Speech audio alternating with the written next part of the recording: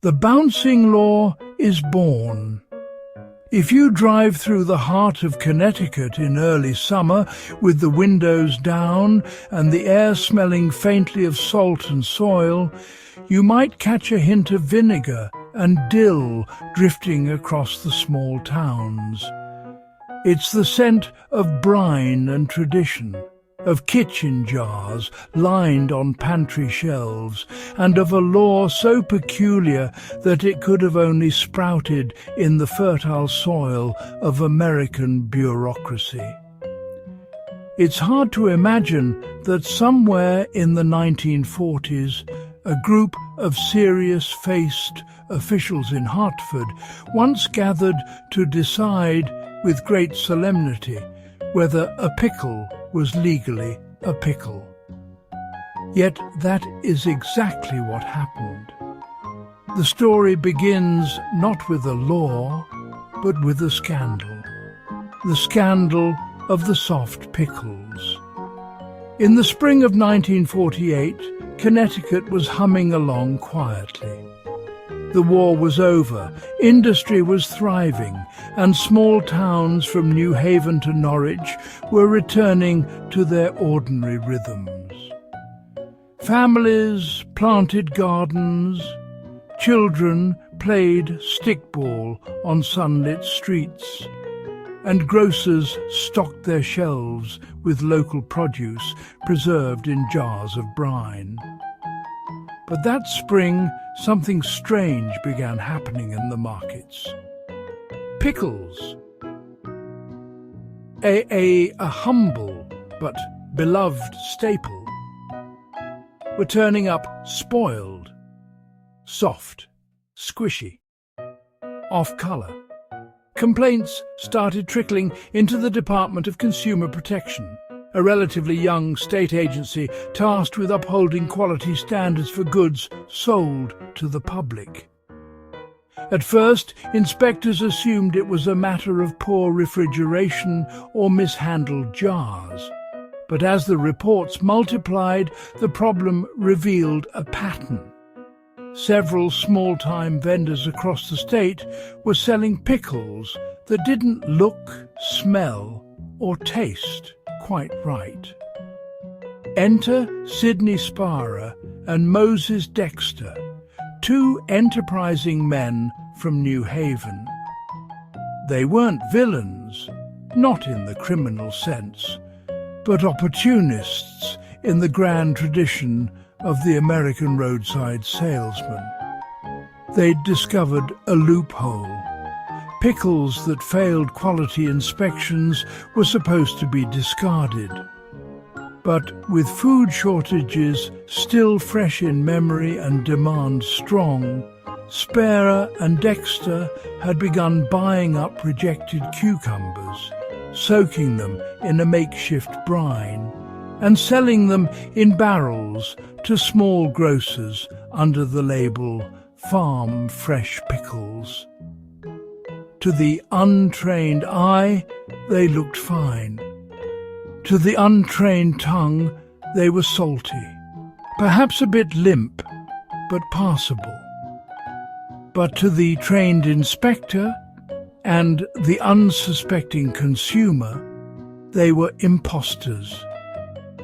The investigation.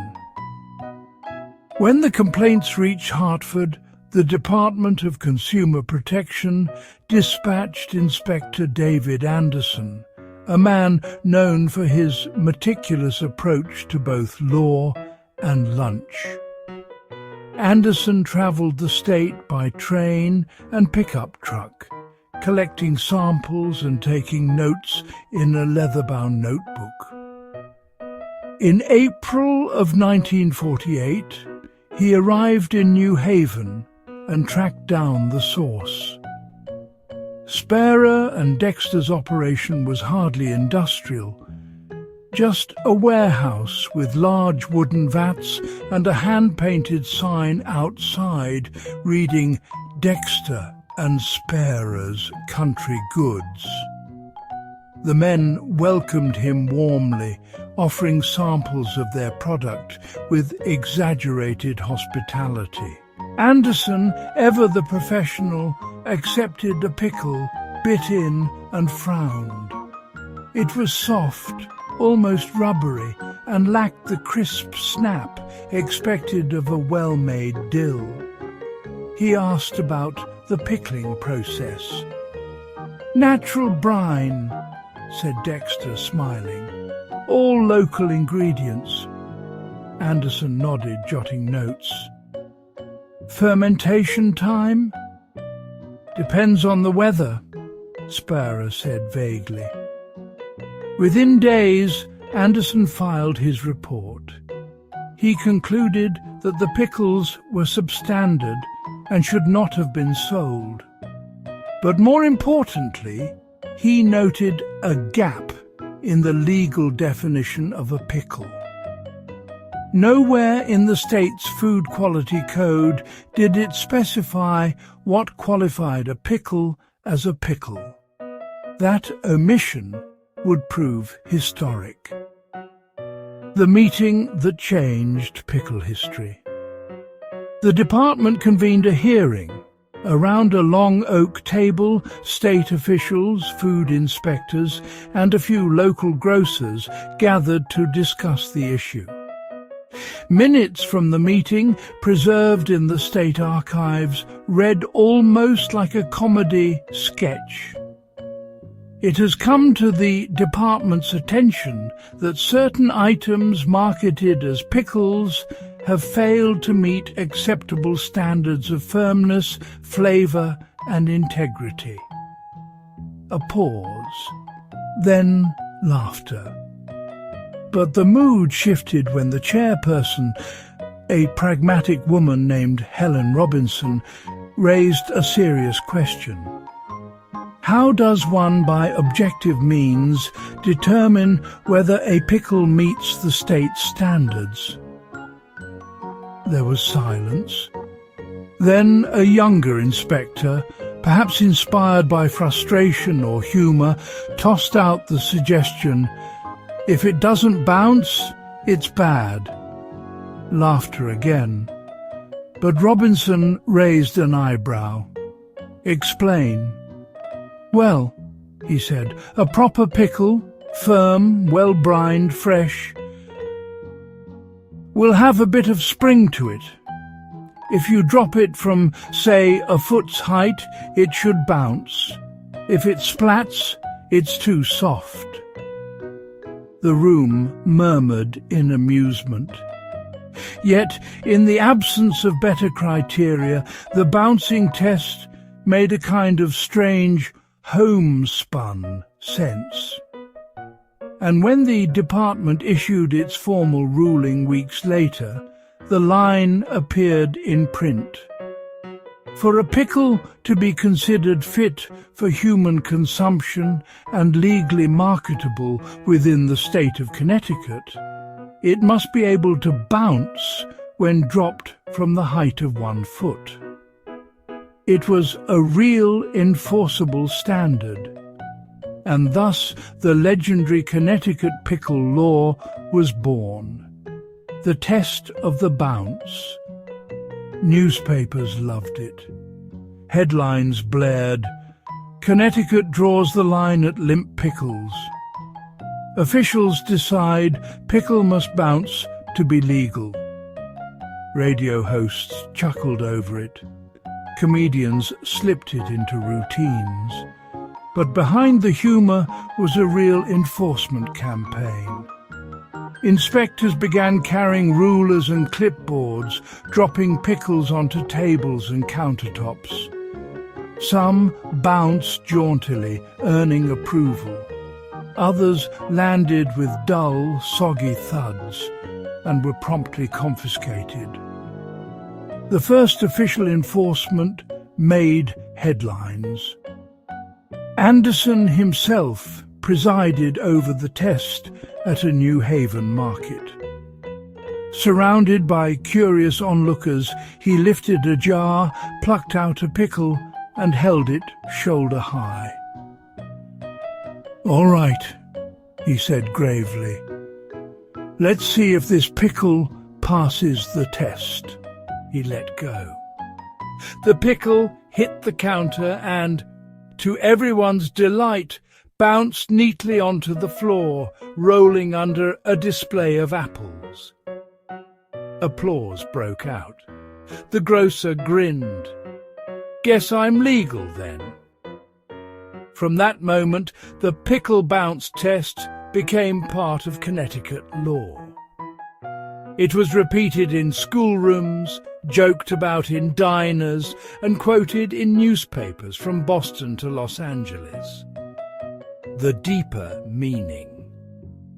But underneath the laughter, something deeper resonated. The law symbolized a kind of old-fashioned American sensibility, that practicality, humor, and public service could coexist. It was absurd, yes, but also oddly earnest. The people who wrote it weren't mocking themselves, they were doing their best to ensure quality and fairness in a world that sometimes required a sense of humor to stay sane. The bounce test became a metaphor. In editorial columns and civic speeches, Connecticut's leaders began to use it symbolically, a reminder that resilience mattered in business, in community, in spirit. A good citizen, one editorial mused, like a good pickle, should bounce when dropped. Soon, roadside shops began advertising certified bouncing pickles. Souvenir shops sold rubber pickles stamped with tested and true. Tourists took photos in front of mock pickle testing stations. But in the quiet offices of Hartford, officials realized they might have created a monster. Inspectors were spending more time testing pickles than reviewing more serious matters. Vendors began demanding official bounce certificates, and some even accused inspectors of bias, claiming that their bounce tests were inconsistent depending on the surface used. One heated complaint letter read, "My pickle bounced perfectly on wood, but splattered on tile. Which is the official surface, and may I appeal the decision?" Suddenly, the state found itself entangled in legal absurdity of its own making. The pickle panic. By late 1949, the bounce law had reached far beyond its original intent. Vendors, fearful of fines, began overbrining their pickles, producing specimens so rubbery that they ricocheted dangerously. One report described a jar breaking after a test bounce caused a pickle to spring off the table and hit the inspector in the glasses. Amid laughter and mild chaos, the Department of Consumer Protection called another meeting to refine the standard. This time they agreed that while the bounce rule would remain, it should be interpreted with reasonable discretion. Inspectors were advised to test visually and manually, as well as by bounce, ensuring that no pickle could pass simply by virtue of unnatural elasticity. It was a small but necessary correction. Legacy of the first bounce. By the time the 1950s rolled around, the pickle bounce law had become a harmless quirk, still technically on the books, still quoted in trivia columns, but rarely invoked in earnest. Yet its cultural influence endured.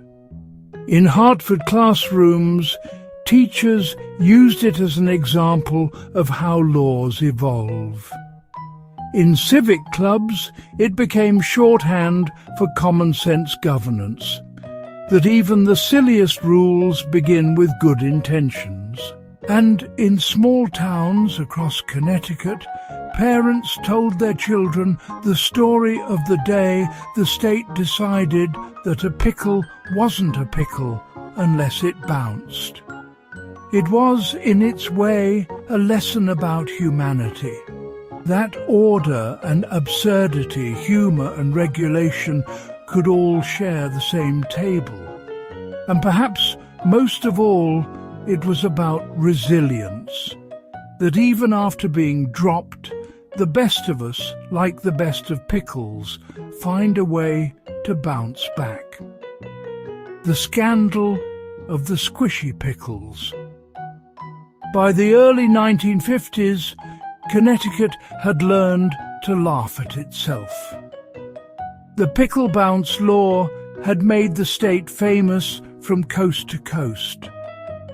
Tourists came to watch inspectors perform test drops at fairs.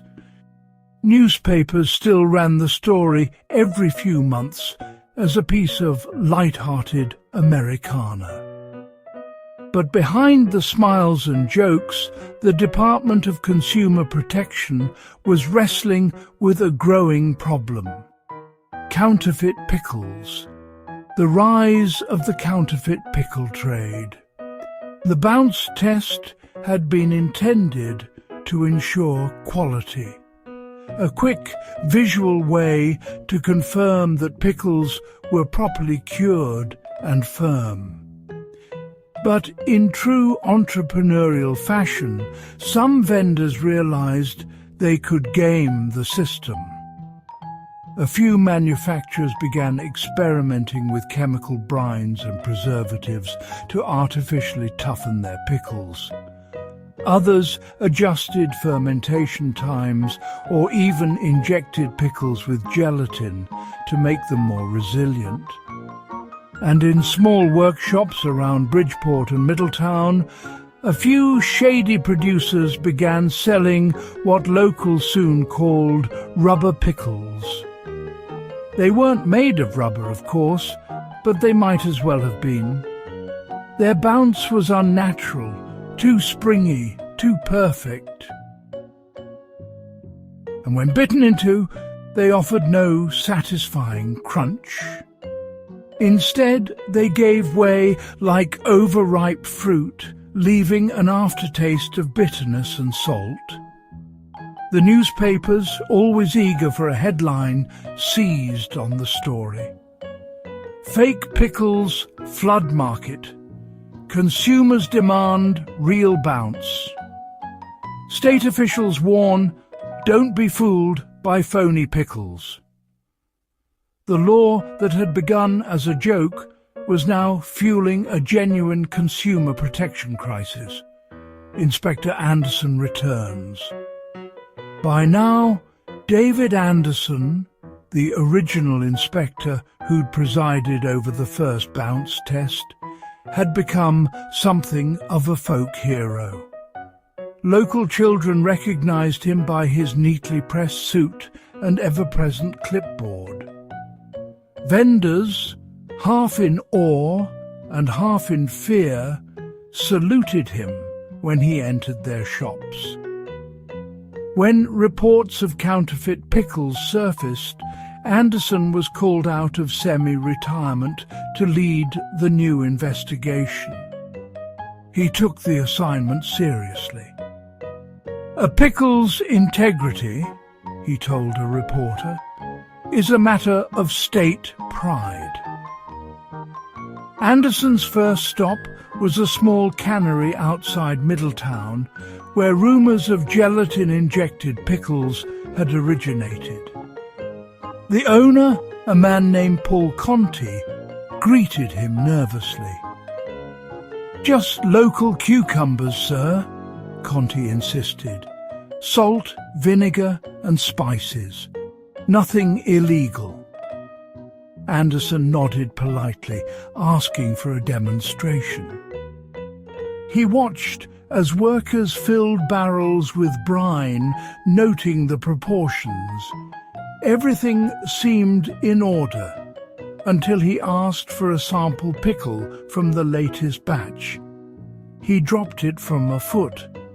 It bounced high, hit the floor, and landed several feet away with a hollow thud. Anderson raised an eyebrow. "Quite lively?" he remarked. Conti stammered. We just have a very strong brine." Anderson confiscated the batch and sent samples to the state lab. Tests confirmed what he had suspected. The pickles had been treated with a thickening agent, rendering them unnaturally rubbery. The discovery sent ripples through Connecticut's food industry. It wasn't just about pickles anymore. It was about trust, authenticity, and integrity in local commerce. The Great Pickle Panic of 1952. Within weeks, inspectors raided more canneries and markets. Some vendors were innocent victims of bad suppliers, others less so. A few had knowingly purchased altered pickles at lower prices, banking on the bounce test to pass inspection. Public confidence plummeted. Consumers began dropping pickles in grocery aisles to test them before purchase, leading to messy scenes and frustrated clerks. The Hartford Courant reported one memorable incident. A woman at the Elm Street market was observed testing pickles by bouncing them in the produce section. When one failed to bounce, she declared, "This one's a fraud," and demanded her money back. Grocers began setting up designated pickle test zones to prevent damage. Some even invited inspectors to hold live demonstrations, hoping to reassure the public that their products were genuine. Meanwhile, the Department of Consumer Protection scrambled to restore order. They issued new guidance clarifying that the bounce test was only one measure among several. Firmness, color, aroma, and flavor were equally important. Still, the public latched onto the bounce as the ultimate symbol. It was simple, visual, and oddly satisfying. You could see the truth right there in the air, rising and falling with each drop. A law. Under pressure. By the middle of the decade, Connecticut's lawmakers faced a dilemma. The pickle bounce law had been written into the Food Safety Code almost as a novelty, but now it carried weight. Vendors were demanding clearer criteria. Lawyers were filing appeals over confiscated goods. And trade associations warned that the state was becoming a laughingstock. A heated legislative session was called in Hartford. The chambers filled with grocers, manufacturers, journalists, and curious citizens. Senator Harold Bixby, a stout man with a fondness for humor, opened the floor. "Gentlemen and ladies, we find ourselves in a pickle, quite literally." Laughter filled the room, but the issue was serious. Representatives from the food industry argued that the bounce test was subjective. One person's bounce might be another's flop. They called for scientific standards, measurable pressure tests, pH balance charts, texture metrics. But the old guard resisted. Representative Margaret Ellis of Windham stood and spoke passionately. "The bounce test isn't about science. It's about honesty. It's about a time when people cared that what they sold was fresh, real and good. We can't regulate everything to death. Sometimes you've got to trust a pickle to speak for itself. Her words struck a chord. The chamber quieted. In the end, the legislature voted to preserve the bounce standard, but to include additional guidelines. The amended law stated that a pickle must possess sufficient resilience and firmness as to rebound minimally upon impact with a flat surface. The phrase "rebound minimally" was vague enough to please everyone. Inspectors could interpret it as needed, vendors could claim compliance, and the state could retain its sense of humour. Pickle culture takes hold. As the controversy settled, Connecticut embraced the pickle bounce as part of its cultural identity. What had begun as bureaucratic oddity evolved into folklore, complete with festivals, parades and slogans. In Naugatuck, a group of high school students launched the first annual Pickle Bounce-Off, a charity event where contestants competed to see whose pickle could bounce the highest. The record, a full 32 inches, stood unchallenged for years. Towns began holding pickle-themed fairs. There were pickle pageants, pickle art contests, and even a Miss Dill of Connecticut crown fashioned from twisted brine-soaked twine. Vendors leaned into the gimmick. Roadside stands advertised bounce-tested goodness and guaranteed legal pickles. One diner in Hartford featured a pickle flight, 5 varieties arranged from softest to firmest, encouraging customers to find their perfect bounce level. Tourism brochures began including the story, turning the law into a proud emblem of Connecticut's quirky charm. It wasn't just a rule anymore. It was a tradition. A nation laughs and learns. By the late 1950s, the story of Connecticut's pickle law had spread far beyond state borders. National magazines ran features with titles like "The State That Dropped the Pickle and Made History." Radio comedians turned it into a running gag. Talk show hosts invited guests to perform live bounce tests on air. Even school textbooks began including the anecdote in chapters about unusual laws, framing it as an example of creative regulation. But perhaps the most telling sign of the law's endurance was how often it resurfaced during times of crisis or reform. When debates arose about government overreach, someone would inevitably say, "Well, at least they're not testing pickles for bounce anymore." Yet the truth was, they still were, quietly, methodically, and with pride. Inspector Anderson, by then retired and living near Mystic, was occasionally invited to schools and civic clubs to retell the story. He always ended the same way.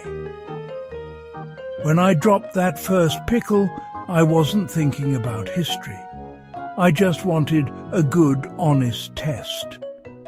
Turns out, sometimes the simplest ideas bounce the farthest. The crowd always laughed, but there was admiration in the room too. the deeper lesson. The pickle bounce law had come to symbolize more than quality control. It embodied a spirit of humor and perseverance, the notion that good governance didn't always need to be cold or mechanical. Sometimes it could be creative, human, even funny.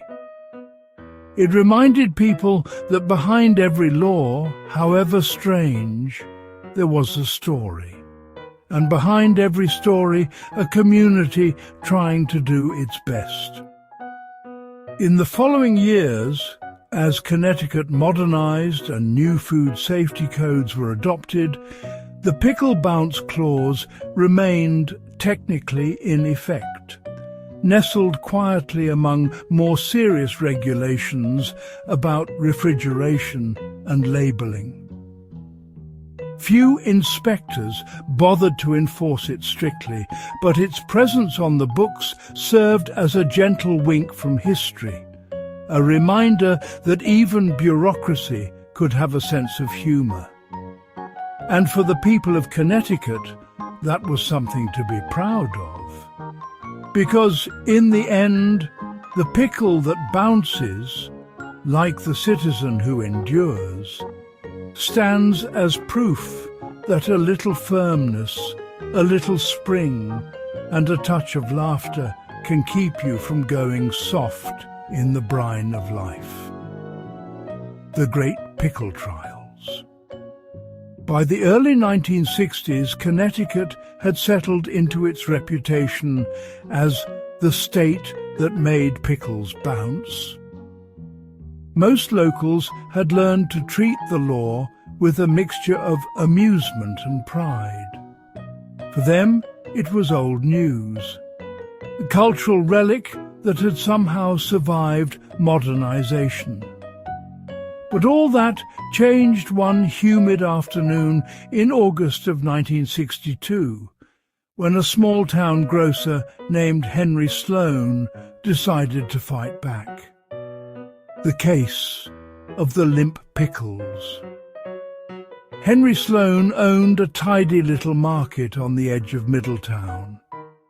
He was known for his sharp wit, his fair prices, and his towering jars of home-pickled cucumbers displayed right by the window. His customers adored him, until one summer his jars started failing the bounce test. It began innocently enough.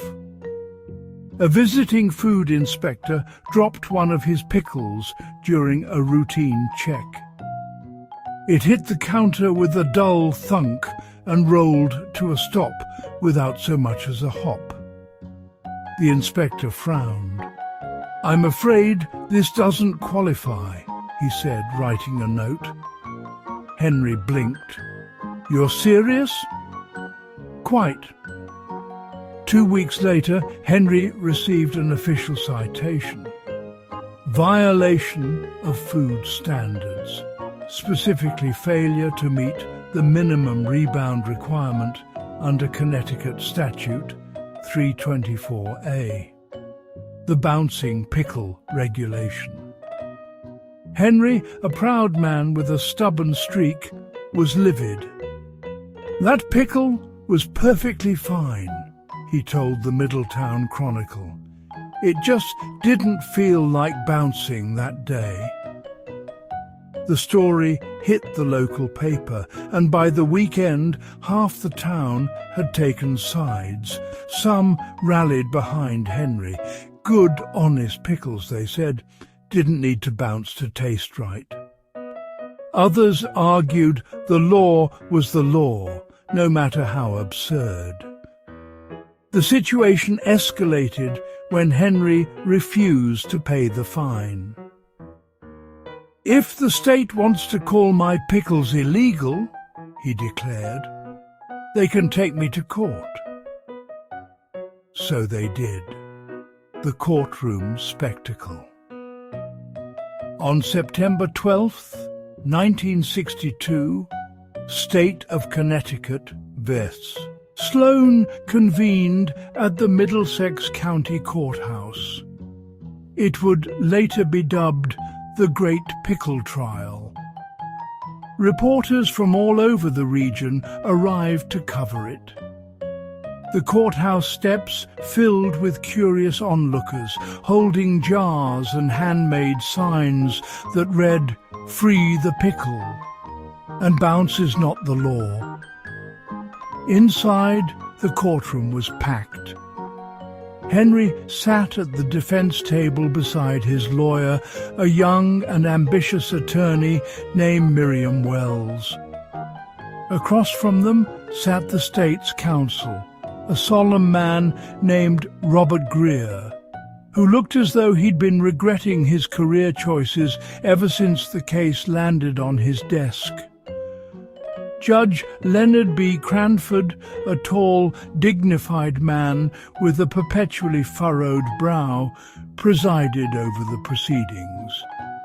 He had a reputation for fairness and for disliking nonsense.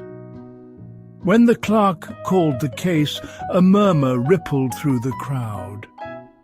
Cameras clicked. Journalists leaned forward. Greer rose first. "Your Honour," he began, "this case is not a matter of humour but of consumer protection. The law clearly states that a pickle must demonstrate sufficient resilience to bounce when dropped from a height of 1 foot. Mr. Sloane's pickles did not." Judge Cranford nodded. "And you intend to prove this?" "Yes, Your Honour. We have evidence as well as the pickles in question." Laughter broke out. The judge banged his gavel. "Order!" Miriam Wells stood next.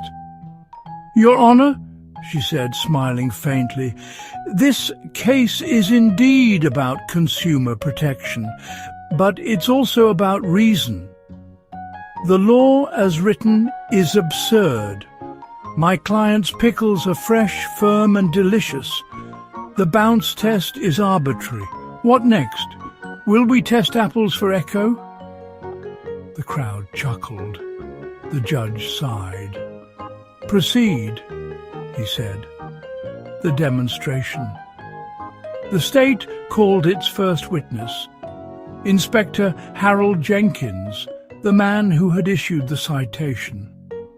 Jenkins was a mild, polite man with round spectacles and the nervous air of someone who knows he's about to be mocked. He described the inspection in detail. "I took a sample pickle from the jar," he said, "and dropped it from exactly 1 foot above the counter."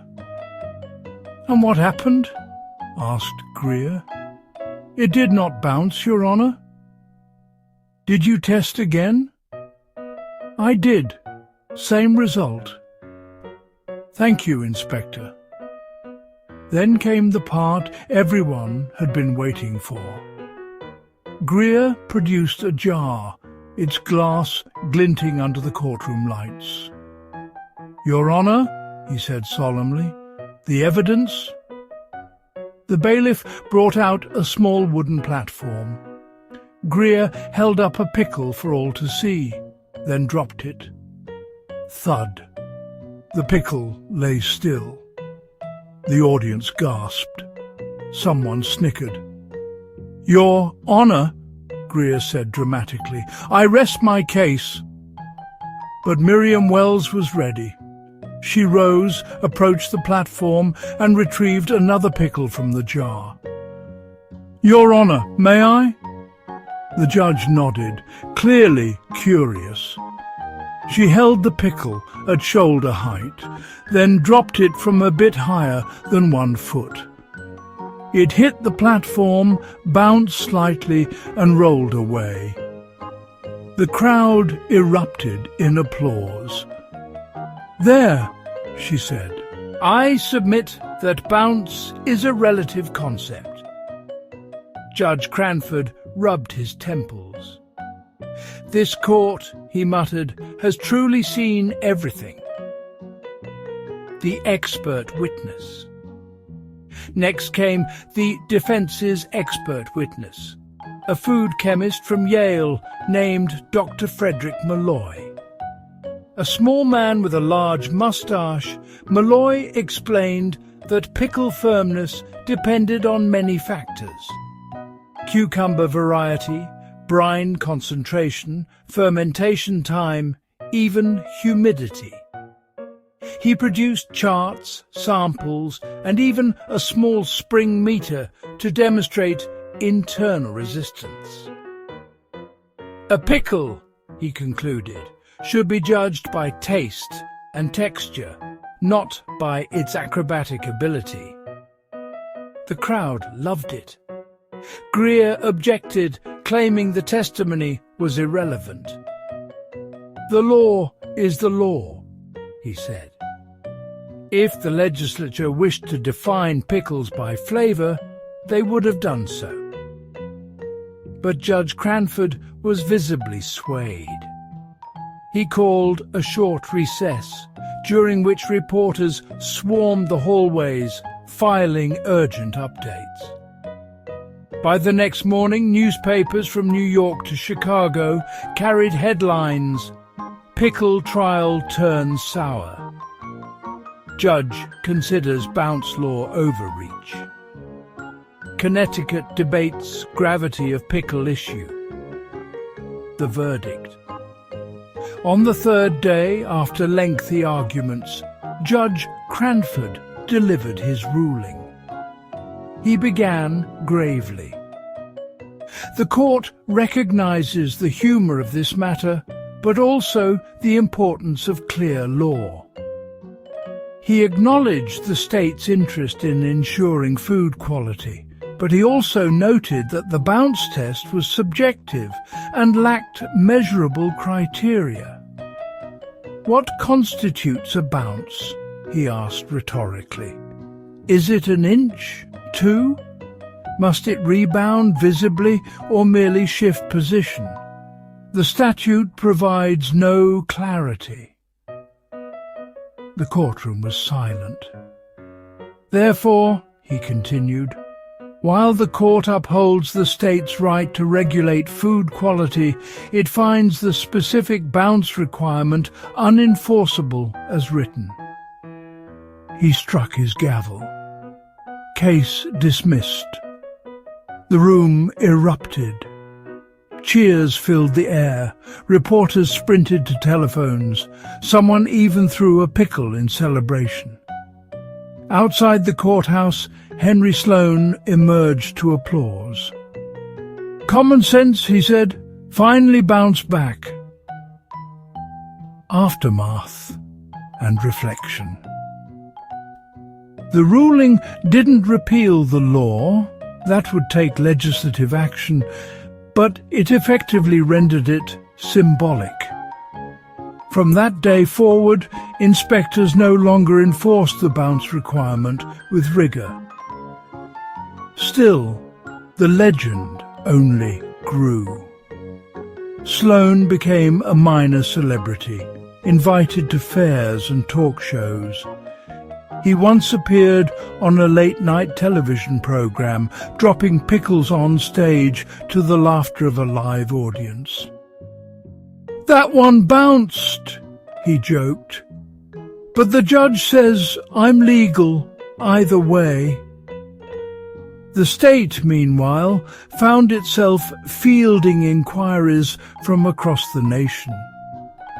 Other departments wanted to know how to define food quality more creatively. A few even experimented with the bounce-inspired tests, like tapping melons for sound or squeezing bread for resilience. But Connecticut's law remained the gold standard of charming absurdity. It was cited in textbooks, trivia books, and even law journals. Scholars debated whether it represented bureaucratic overreach or creative problem-solving.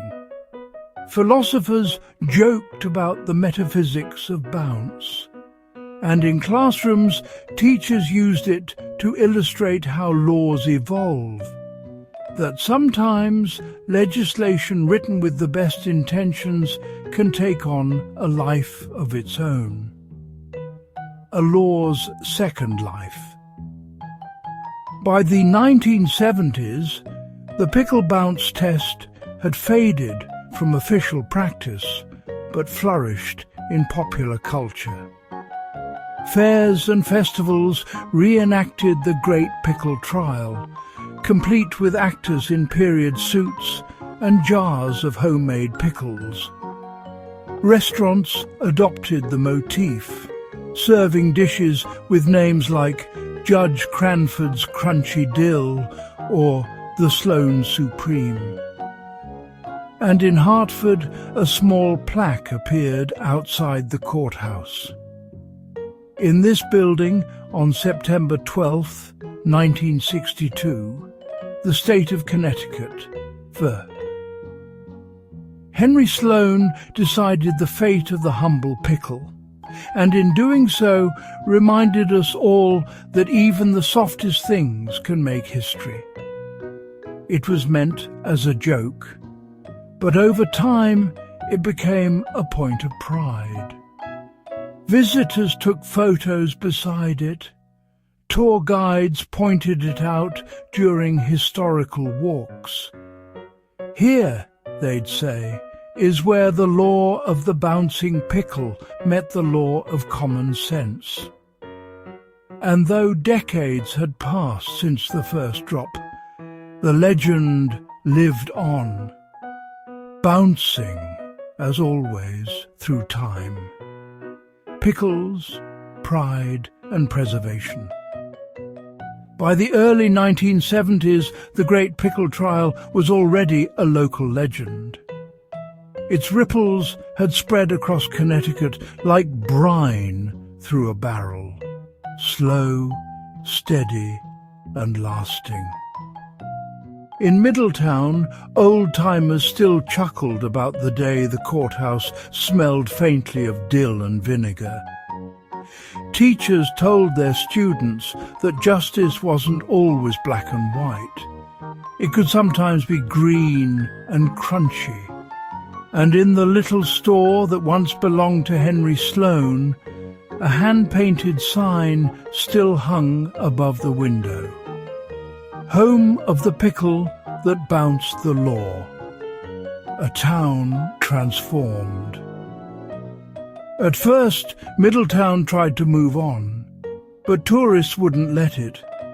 They came from New York, Massachusetts, even as far as California, to see the place where the pickle made history. Local business owners quickly realized what they had. The old downtown area, once sleepy and half-forgotten, came alive again. A bakery began selling bounce bars, long, soft pretzels twisted into pickle shapes. A small toy shop offered rubber pickles that really bounced, complete with tags that read, "Certified Connecticut Legal." Henry Sloane, now semi-retired but still opinionated, would often sit on a bench near his former store and greet curious visitors. He'd tell them the story in his own embellished way. How the judge looked him in the eye and said, "Mr. Sloane, your pickles have changed this state." People listened wide-eyed, even though the real transcript said nothing of the sort. It didn't matter. The legend had become greater than the facts. From mockery to mascot. In the early years, national newspapers had treated the law as a joke. But as time went on, that joke became affection. Columnists began to write about the endearing oddities of small-town America. And Connecticut's pickle law often topped the list. It appeared in trivia books, late-night monologues, and even in law school lectures as an example of quirky jurisprudence. At first, state officials were embarrassed by the attention. But eventually, something shifted. When the Connecticut Department of Tourism was brainstorming new campaigns in 1976, the country's bicentennial year, one intern half-jokingly suggested a slogan: "Connecticut, where the pickles bounce and the spirits stay high." The room erupted in laughter. But the more they thought about it, the more sense it made. The campaign never officially adopted the line, but the idea stuck. Suddenly, the pickle wasn't just a punchline, it was part of the state's charm. Soon after, local high schools adopted the Fighting Pickles as an unofficial mascot during Spirit Week. Community parades included floats shaped like enormous bouncing cucumbers rolling down Main Street to the sound of brass bands and cheering crowds. The absurdity became a celebration, the Festival of the Bounce. In 1978, on the 15th anniversary of the Great Pickle Trial, Middletown hosted the first ever Festival of the Bounce. It was modest at first, just a few food stalls, a local band, and a small pickle drop competition where contestants tested whose cucumbers would bounce the highest without breaking. But it was a hit. The next year, attendance tripled. By the early 1980s, the festival drew thousands. Streets were lined with green banners, families wore foam pickle hats, and vendors sold everything from deep-fried pickles to pickle lemonade. In the center of the green stood a wooden stage shaped like a giant pickle barrel. That's where the annual reenactment of State versus Sloan took place. Half historical drama, half comedy show. Actors played the roles of Judge Cranford, Henry Sloan, and Inspector Jenkins. The audience roared as each side dramatically presented a pickle and dropped it before the crowd. Sometimes it bounced, sometimes it didn't. Every time it brought laughter. By the 1990s, the Festival of the Bounce had become one of Connecticut's most beloved summer events. Visitors arrived in camper vans, families made it a tradition, and the town's economy thrived. All because of one stubborn grocer and a law about bouncy pickles. Scholars and skeptics. Not everyone saw the humour, of course. Some legal scholars and bureaucrats still bristled when the story came up. In 1983, a Yale Law Review article titled "The Elastic Boundaries of Food Law" criticized Connecticut's regulation as an example of folklore mistaken for policy. The author argued that turning a quality standard into a joke risked undermining public confidence in consumer protection. But locals disagreed. To them, the law wasn't just about pickles. It was about pride, eccentricity, and resilience.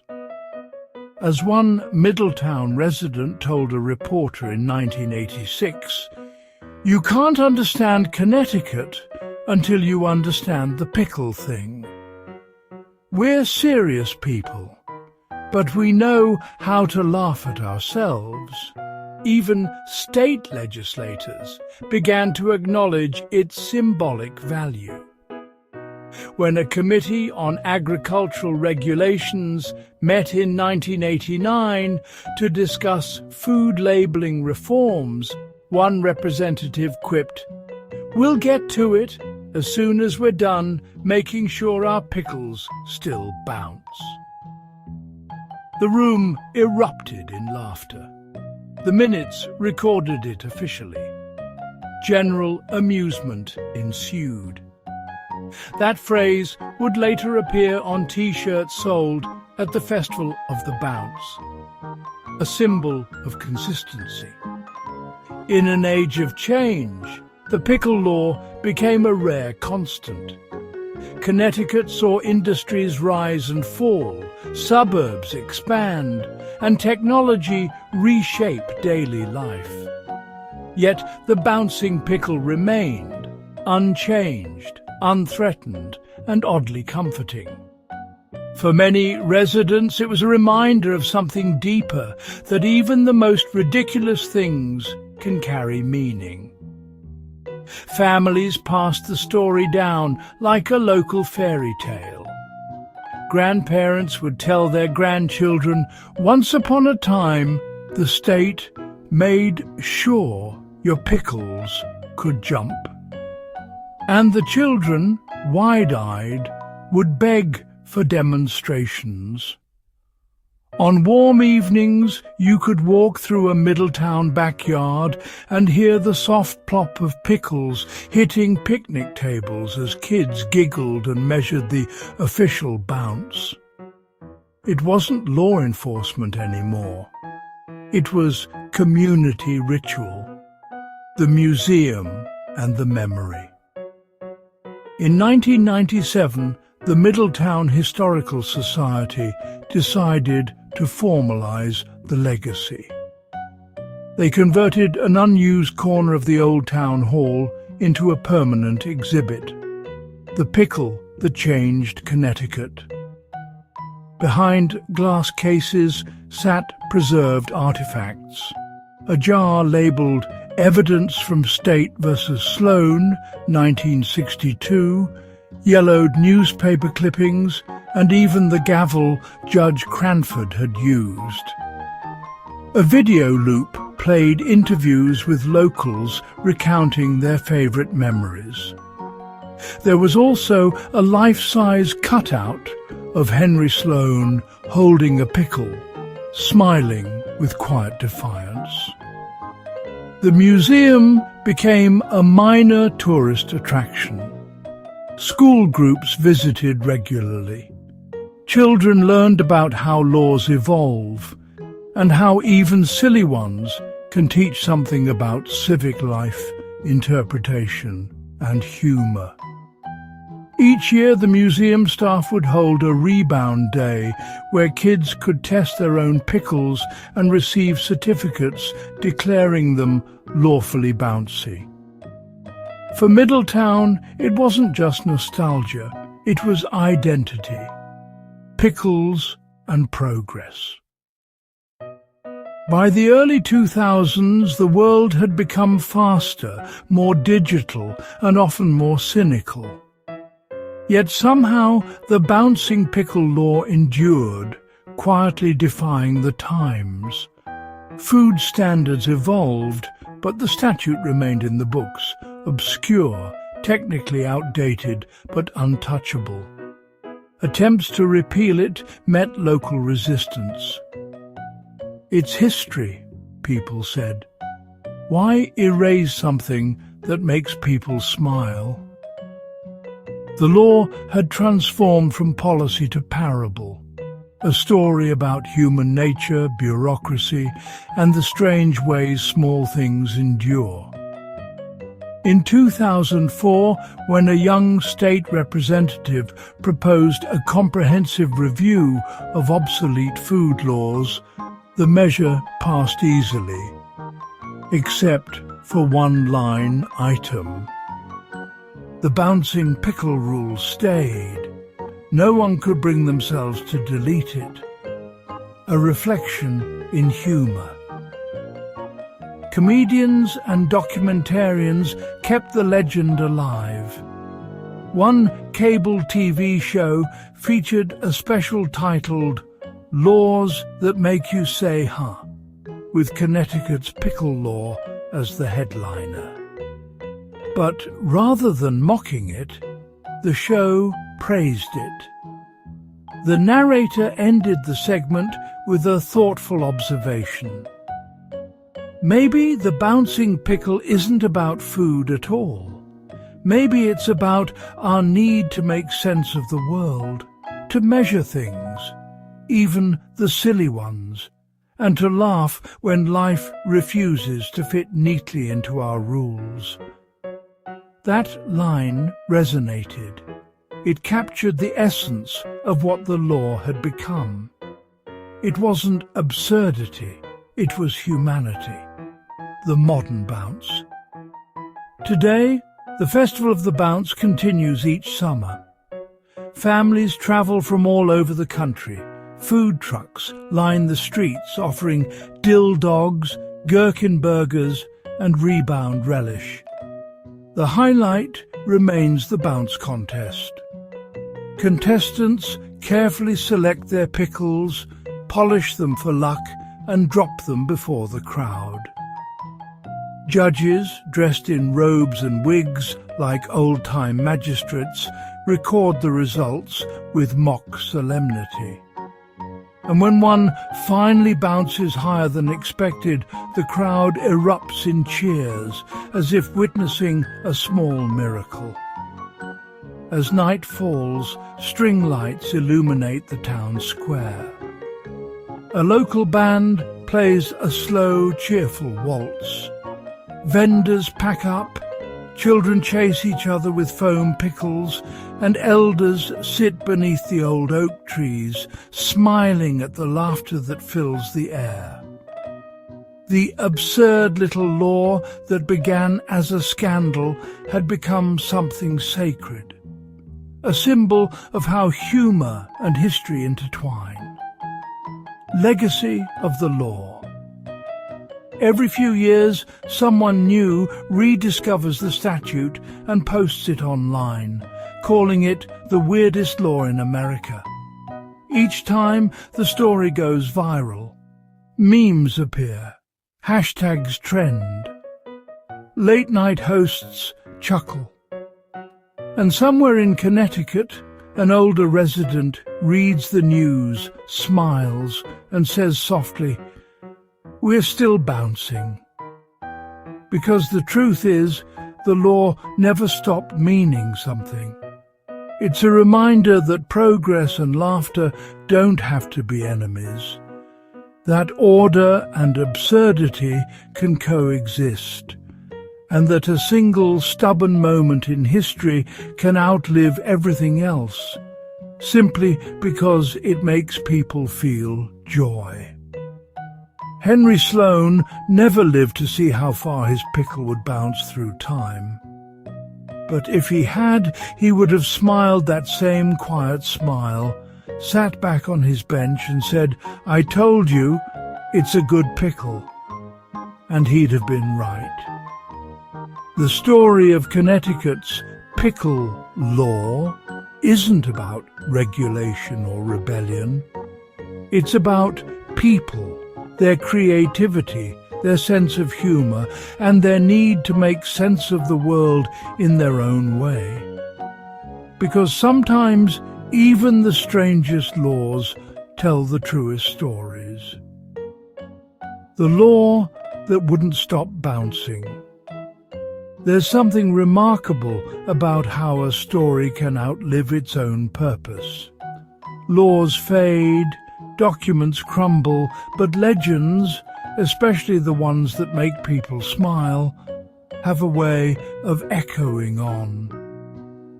By the 21st century, Connecticut's Bouncing Pickle Law had long since lost any legal meaning. It wasn't enforced, it wasn't referenced, and it certainly wasn't a concern to inspectors. And yet, there it sat, preserved in the dusty archives of state code, nestled quietly between modern health ordinances and packaging requirements. A line of text, a curiosity, a whisper from a different time, and still it bounced, the quiet persistence of an idea. Each generation rediscovers the story as if it were new. A college student researching odd laws stumbles across it online and laughs. A local radio host reads it on air. A small-town teacher shares it with her students to show how society grows and learns. The laughter that follows is light, genuine, uncomplicated, the kind that fills a room without effort. That's the law's secret legacy. It wasn't just about cucumbers or vinegar or the firmness of brined vegetables. It was about how people react to the absurd, how humour and humanity meet at the edge of reason. The Pickle Law became a living parable, a reflection of the strange beauty of democracy. That even in our most serious efforts to bring order to the world, we sometimes craft something delightfully human in its imperfection. And perhaps that imperfection is what makes it perfect. The storytellers. Over time, new tellers took up the tale. In Middletown, librarians began hosting pickle nights, where children gathered to hear the story read aloud, complete with a little bounce test at the end. Local theatre groups performed The Trial of the Limp Pickle, a comedic play that reimagined the 1960s courtroom scene in exaggerated, almost Shakespearean tones. Each telling changed slightly. Details blurred, quotes were added, characters grew taller or funnier, but the core always remained. One small law, one stubborn man, one judge, and a single dropped pickle that didn't behave as expected. And in every version, there was laughter. Storytellers across the state and even beyond began to see the law as a symbol of something deeper, that joy itself could be a civic duty, that laws, like people, could be ridiculous and still have worth. A law becomes a legacy. In 2012, the Hartford Gazette published an anniversary piece titled "The Law That Wouldn't Stop Bouncing." It chronicled how the statute had travelled through the decades, from scandal to folklore to living tradition. The journalist who wrote it, a young reporter named Amelia Torres, described visiting the old courthouse where the great pickle trial took place. The building was quieter now, converted into a municipal archive. The benches were worn smooth from years of use, and the air smelled faintly of paper and polish. She asked the clerk if they still had the original case file. The man smiled knowingly. "You're the third person this month to ask," he said. He led her to a small cabinet where a thin folder rested among thousands of others. Inside was a yellowed copy of the judgment, State v. Sloan, 1962. She read the words of Judge Cranford aloud. While the court upholds the state's right to regulate, it finds the specific bounce requirement unenforceable as written. It was simple, understated, And yet those few words had created one of the most enduring legends in American law. Torres closed her notebook and looked around the silent room. "All this," she wrote later, "from one small jar on one small day." Her article went viral. People across the country shared it, laughing but also reflecting. It wasn't just about a funny old statute anymore. It was about how stories preserve our humanity. The philosophy of the pickle. Somewhere along the way, the Bouncing Pickle Law crossed from curiosity into philosophy. Writers began to reference it in essays about bureaucracy and creativity. Podcasters analyzed it as an example of how structure meets absurdity. And in a few classrooms, professors posed the question to their students, what makes a law worth keeping? The discussions that followed were deep, often unexpectedly moving. Students talked about memory, about how culture needs symbols, even silly ones, to stay connected to its past. One student said, "It's not about the pickle. It's about keeping a part of ourselves that still knows how to laugh." Another added, "It shows that laws aren't sacred. They're stories we tell about what we value, even if that value is something as small as the joy of a good crunch." The pickle law had become a metaphor for humour, for humility, for the strange persistence of meaning in unexpected places. A new generation of bouncers. By the 2020s, the Festival of the Bounce was in its 5th decade. Attendance had grown beyond anything the founders could have imagined. Food trucks lined the riverfront. Art stalls displayed pickle-themed crafts, and local brewers sold a tangy, limited-edition beer called the Legal Dill. A new generation ran the show now, young volunteers who had grown up hearing the story from their parents and grandparents. To them, the festival wasn't nostalgia, it was heritage. At sunset, the main event took place, the grand bounce-off. Contestants stood on a long wooden stage with their pickles in hand, the crowd counting down together. 3, 2, 1. Drop. 100 pickles hit the ground in unison. A chorus of small, cheerful thuds, a few rolling bounces, and the laughter that followed. Underneath the lights, you could see faces, young and old, beaming, as if they were part of something much larger than a contest. Because they were. They were part of a story. A century-old, nonsensical, wonderful story about a law that refused to be forgotten. And somewhere in the crowd, an older man wearing a green jacket with a faded badge that read Festival Founder 1978 whispered to a child beside him, "You see, kid, that's what keeps this place alive. Not the bounce, the laughter."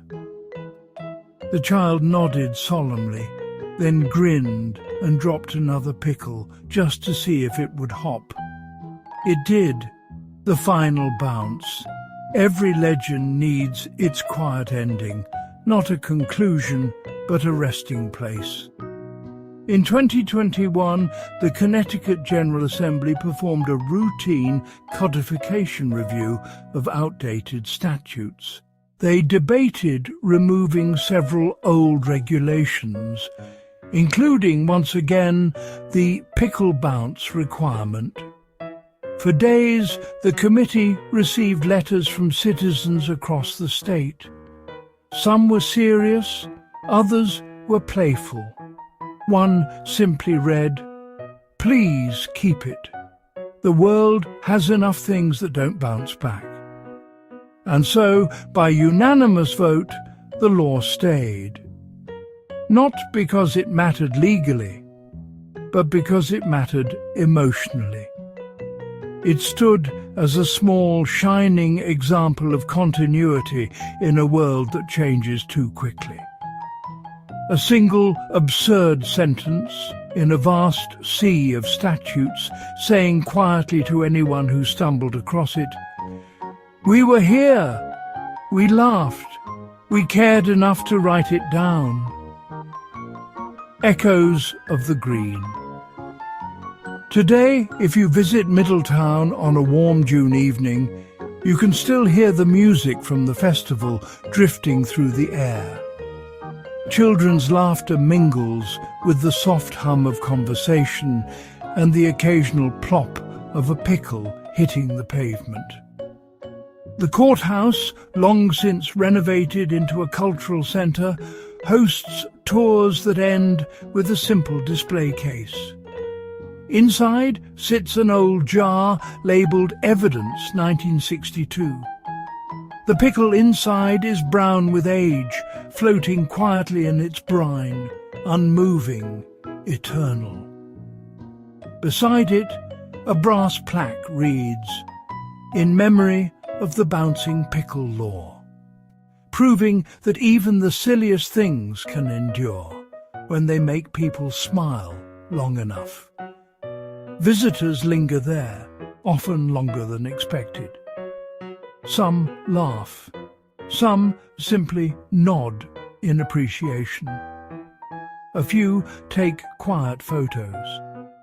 Outside, the sun sets over the Connecticut River, painting the town gold. The lights flicker on, the streets hum with life, and somewhere a band starts playing a slow waltz. The same tune they've played every year since the festival began. The air smells faintly of dill, salt, and nostalgia. The laughter carries, the story continues. The law, that strange, beautiful, bouncing law, lives on not in the books, but in the hearts of those who remember it. The meaning in the absurd. If you strip the humour away, what's left is something quietly profound. The Bouncing Pickle Law reminds us that societies are built not just on grand principles and noble acts, but on the small, funny, accidental moments that connect us.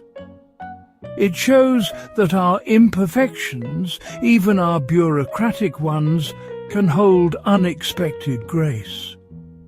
Because when the world feels too heavy, there's something deeply human in knowing that somewhere long ago a group of people cared enough to debate whether a pickle could bounce.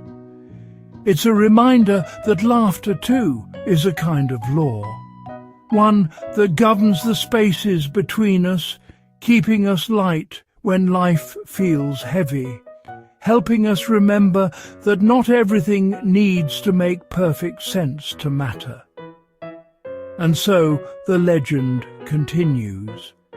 In whispers, in winks, in every jar that hits a counter and rolls just enough to make someone smile.